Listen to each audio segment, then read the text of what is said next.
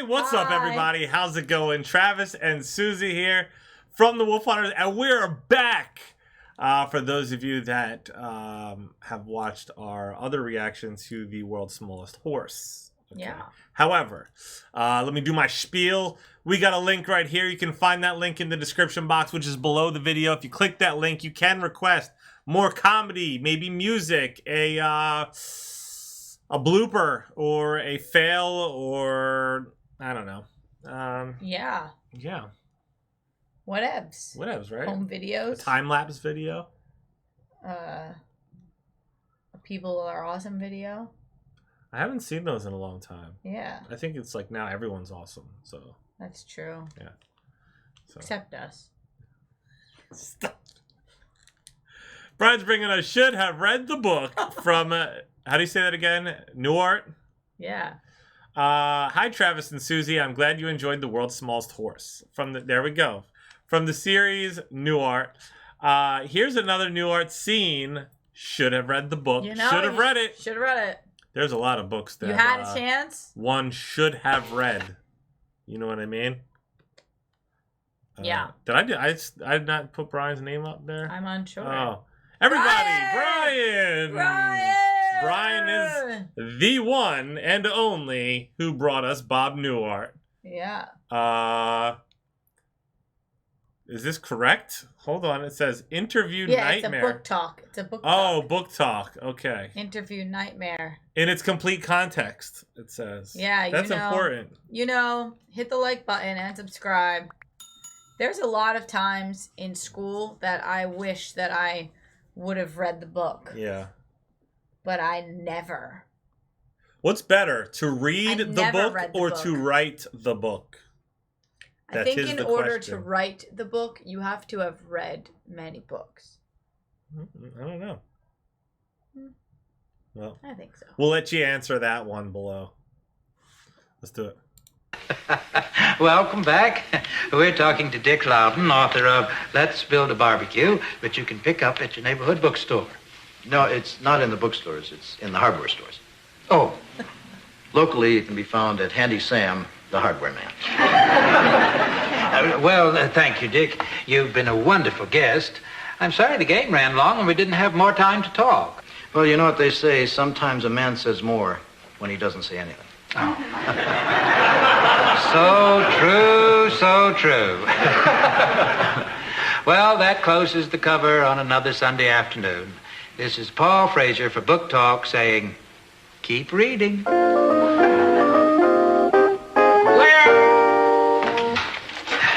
Thanks, Dick. I really enjoyed talking to you. I like the book, too. Oh, thank you. Nice program, Paul. Oh, thanks. Dick, this is our producer, Michael Harris. Oh, how do you do? Nice show. Thank you. Well, if you two will excuse me, I've got a few calls to make. Dick, can you spare a moment? Oh, sure. I like the way you handled yourself out there. You're witty, you're articulate, you think quick on your seat. I was impressed. Thank you. I mean it. You've got poise, charm, and intelligence, and you seem to possess a keen insight into human nature. Well, you're no slouch yourself. Let me get right to the point. Paul is leaving us. In fact, this was his last show. We've been looking around for a replacement. I think you'd be perfect. Me? Why not? Well, don't get me wrong. I'm flattered, but I don't have the time. Well, this doesn't take much time. All you need to do is schedule a guest and read a book a week. You do read, don't you? You really think I could do it? Not only do I think you could do it, I think you'd be terrific at it. The show could really use a personality like yours. Not to mention, it would be an opportunity to meet and talk to other writers. Well, I must admit I would enjoy that part of it. And you can get anybody you want because it's your show. Well, there are a few writers out there I'd like to talk with. Why don't you give it a try? Okay, what the heck? Great. Yeah, I was honored just being a guest on the show. I never thought that I'd be a host. Carson better hope I never do the Tonight Show. That's wit, right? Right. Love it. Well, see you next Sunday. What time should I be here? Just make sure you're here by the 2-minute warning. Al, do we have any Danish?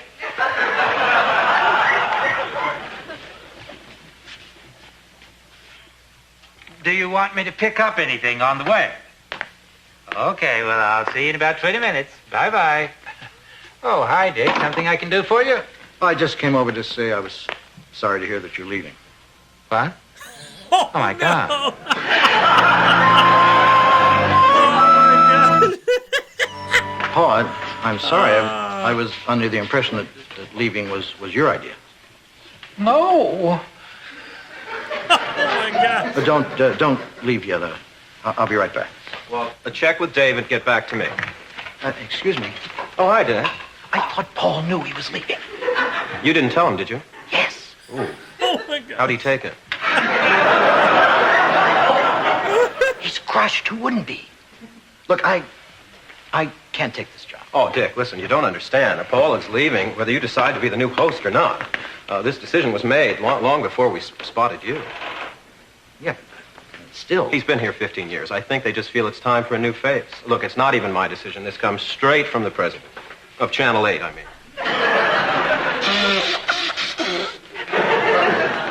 And you're sure there's no way that Paul could get his job back? Dick, they're already out there scraping his name off the parking space.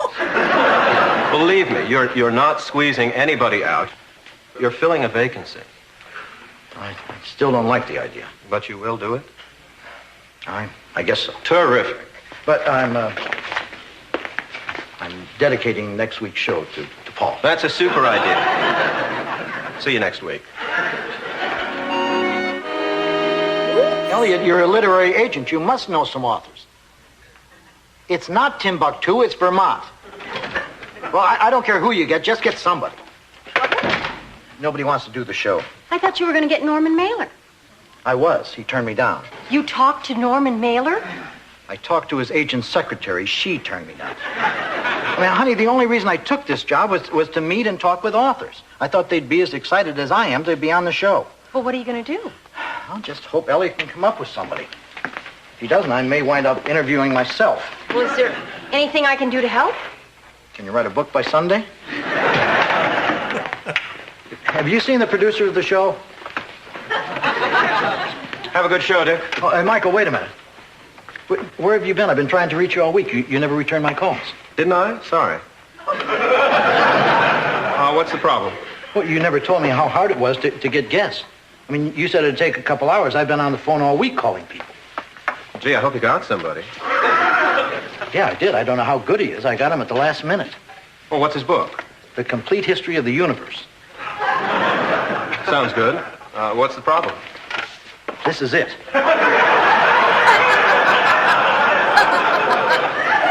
Well, don't worry. The game will probably go into overtime. You'll just be on for a few minutes anyway. Have a good one. 2 minutes, Mr. Loudon. Have you seen my guest? That's starting to hurt. Excuse me, Mr. Loudon? Yes. My name is Lloyd Mininger. I'm supposed to be your guest today. My guest's name is Donald Boone. Well, apparently Mr. Boone couldn't make it, and I'm supposed to be a replacement. Oh, great. Just what I needed. I'm sorry if that's a problem. No, that's all right. I haven't read your book. I have it right here. Up the Amazon by Colonel Lloyd Mininger. You're a colonel? Yes, Air Force, but I'm retired. Oh. What's the book about?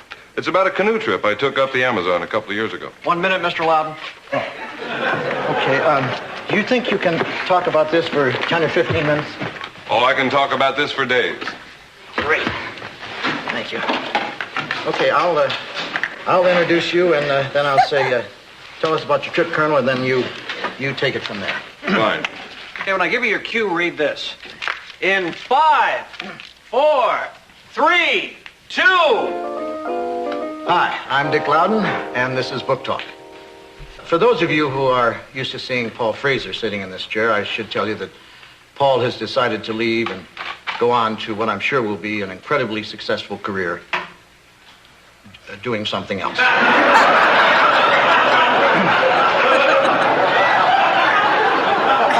Just a personal note. Good luck, Paul. Oh, man. This one's for you. My guest in the studio today is Colonel Lloyd Menninger. He's written a fascinating book called Up the Amazon. Colonel, tell us about you. I imagine it would be easier than you think if you haven't read the book, because then I feel like you'd have so many more like natural questions about it. What do you think? Or no? I think it depends on the guest. Like, because if you know the material, then you know kind of or it could be like, what questions to ask. Why did you write this about? Like, Sally? I noticed that you said this. Like, what was that like? Yeah. But if you don't know anything, then you're really like, then it depends on the guest. Because you could be like, oh, tell me about your trip. And they could be like, it was awesome. Yeah. Or if they're like, oh, and we had to eat snake. And you're like, oh, what was the snake like? Like that. Like, if you read it, you'd be like, oh. Right. Can you describe? But, Exactly. Yeah. Okay. Thank you, Dick. I've always been fascinated by stories about the Amazon. So when I retired from the Air Force, I arranged for some guides and canoes, and after months of planning, set out to travel from the mouth to the source of the Amazon. The whole trip was a medley of pain and pleasure. And why is that, Colonel? Well, there were times the mosquitoes were so thick we couldn't see each other. And sometimes the air was so heavy we felt we were drinking it instead of breathing it. And yet, the sheer spectacle of those deep green rainforests, unspoiled by any man, was worth every inconvenience. Now, did you get to the source of the river? Not quite, Dick. About 5 months into the trip, we decided to explore a tributary. The first thing I think of when he described that is Naked and Afraid, that show. When they're in that, like, the nature and stuff, and there's like a billion mosquitoes and stuff. Oh my gosh. It sounds like he's just like reading a synopsis, though. Like, the way that he's saying it sounds like the back of the book almost. Hundreds of miles from any civilization. A day or two into this side trip, we pulled the canoes over to the bank and decided to do some exploring on foot. We walked for several miles when we came upon a clearing in the jungle that had some of the most breathtaking scenery I think I've ever seen. Well, why don't you tell us about it, Colonel? Well, Dick, it was a beautiful primeval valley filled with hundreds of varieties of exotic vegetation, and perhaps most amazing, a herd of prehistoric dinosaurs.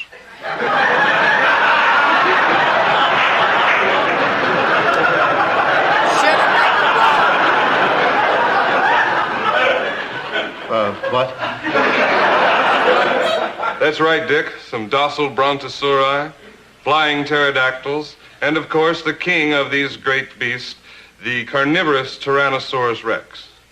Needless to say, we were shocked. If you're shocked, though, you could run with Amazed. that and make it entertaining. Simultaneously amazed and terrified, we were torn between running for our lives and running for our cameras.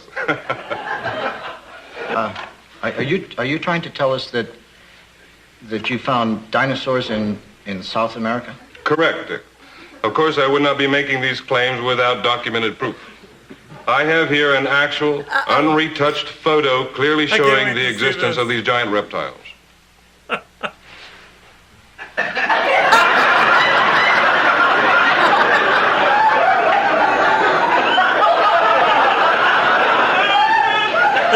It's like those Loch Ness Monster pictures. You're like, it's kind of a blurry blob. Yeah. I can't make out anything in that. Well, of course, it was taken from the air. Wait a minute. I thought you said you made the trip by canoe. We did, Dick. But we were graciously transported aloft to take this photograph by the extraterrestrials who live in the area.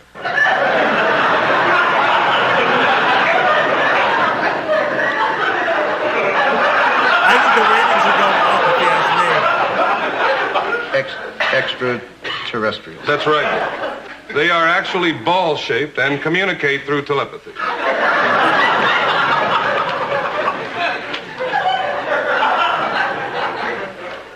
Don't go away. Not that you would. We'll be right back after this this word from our sponsor. And we're into commercial. Right, okay, great guess, Dick. Michael Howard. Terrific. Thank you. Can we get makeup here?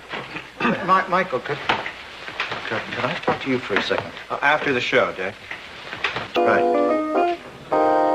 We're talking with retired Air Force Colonel Lloyd Menninger, who has written a book called Up the Amazon, in which he purports to have seen dinosaurs and aliens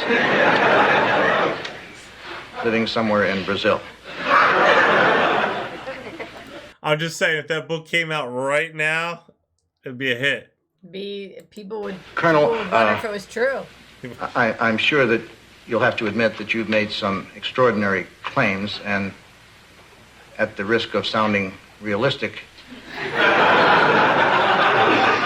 it seems to me that if there were dinosaurs and alien beings on the banks of the Amazon, we would have heard about it before this. Well, not from me, Dick. I've been in hiding. Hiding. Correct, Dick.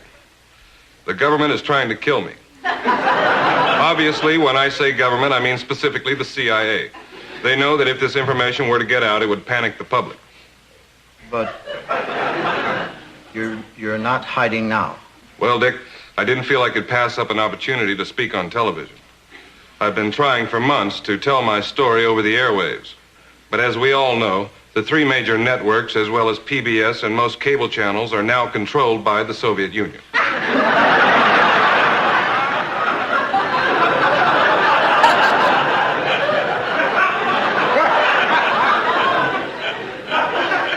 Okay, I'm afraid that's all the time we have for today. 4 more minutes, Dick. Not from me, pal.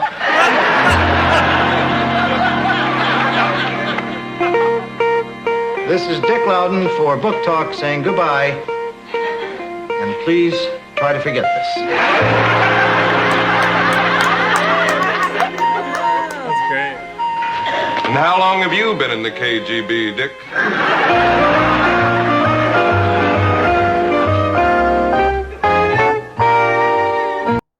Oh my gosh, that was a good time. I enjoyed that one. Oh, that was so good. I like these Newhart skits. They're awesome. Thank you for that one. And guys, if you want to request your own personal reaction video, find this link in the description box below. Hit like, hit subscribe, stay tuned, stay positive. We love you guys so much. We'll see you next time. Bye. Bye. I just wanna bang my